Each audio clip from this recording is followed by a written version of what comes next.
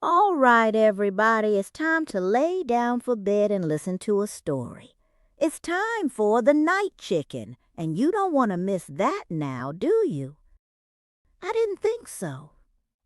Now, if everybody is ready, let's begin. Oh, my sweet dreamers, pull your blankets tight, for tonight the moon hangs like a thin silver coin, and the air bites with the promise of deep winter.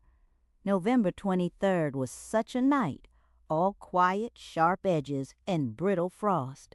Shy the night chicken walked the perimeter with her friend Shorty the cat. The world felt paused, the tall grass standing stiff and white beneath the moonlight.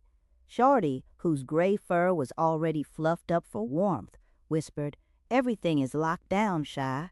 The woods are sleeping, and even the shadows are keeping still."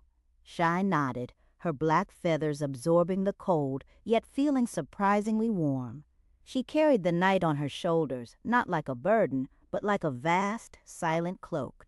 As they neared the thick, winding stretch of the old hedgerow where the shadows lay darkest, a sound caught her sharp green eye. Not a cry of alarm, but a sound of desperate, freezing frustration. It was a tiny, panicked squeak, repeated softly, like a frozen hinge trying to turn. They found Darla, the timid field mouse, near a cluster of dry, thorny vines. Darla was frantic, darting back and forth in a frantic circle, her whiskers twitching wildly. Her den, usually so discreet and welcoming, was sealed shut by the night's sudden, cruel turn. A patch of dew had frozen solid over the small, hidden entryway, creating a shell of clear, rigid ice just thick enough to lock her out. "I just needed one last acorn," Darla squeaked, tears freezing almost instantly on her tiny cheeks. "I popped out and now I can't get back in. It's too hard, and the cold is marching right through my little paws." Shorty leaned closer, sniffing the clear sheet of ice. "It's thin, but you can't claw it, Darla. You'll cut yourself. And if I tap it with a paw, I might collapse your whole little house." It was a dilemma that required not strength, but perfect, steady patience, the very thing Shy possessed most.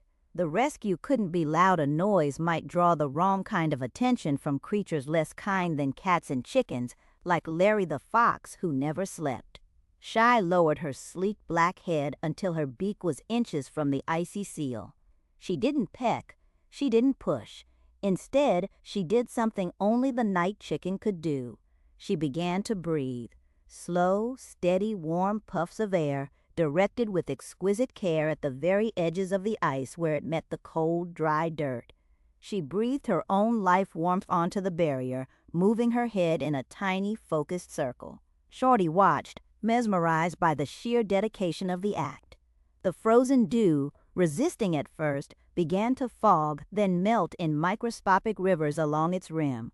With a sound no louder than a pin dropping onto soft moss, the connection between the ice and the earth broke. Shy used the very tip of her beak, as precise as a jeweler to gently lift the loosened ice sheet away, placing it softly on a nearby stone, a clear, shimmering shield in the moonlight. The doorway to Darla Den was open. Darla stared, then flung herself into the warm, protective folds of Shy feathers for a quick hug before scrambling down into the safety of her underground home. From the darkness, a grateful squeak echoed back. "Thank you, Night Chicken. You saved my winter." Shy simply watched the dark hole. Shorty pressed against her side as they walked away. That, he murmured, his voice full of warmth against the cold, was perhaps the quietest heroism of the whole year. No one saw it but us, Shy, but it mattered everything to Darla. Shy glanced up at the distant, silent farmhouse where the farmyard animals slept safe and unknowing. She knew the greatest courage wasn't always the loudest shout against a villain, but the softest breath used to protect the smallest heart.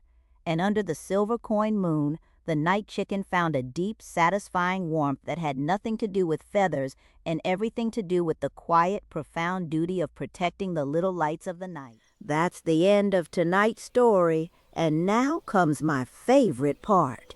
Let's close our eyes, listen to some soft music, and dream about Shy's next adventure. And while she's out there defending the night, we can sleep easy, knowing she's there, keeping us safe. Sleep tight, everyone, and don't bite any bed bugs.